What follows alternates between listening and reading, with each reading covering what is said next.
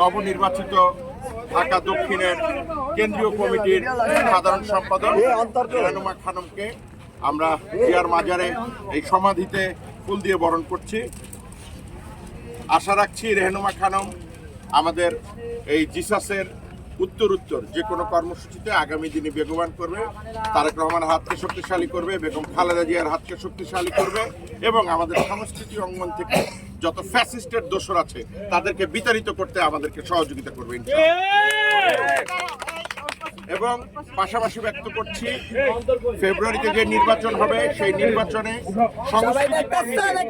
যে বিশাল ভূমিকা থাকবে এই নির্বাচনে, সেই ভূমিকায় রেহনুমা খানম আমার হাত এবং কে আপার হাতকে শক্তিশালী করবে, বেগম জিয়ার হাতকে শক্তিশালী করবে, তারেক রহমানের হাতকে শক্তিশালী করবে। তথাপি গোটা বিএনপির যত অঙ্গ সংগঠন আছে, মাতৃপ্রতিম সংগঠন আছে, তাদের সবাই হাতকে শক্তিশালী করবে।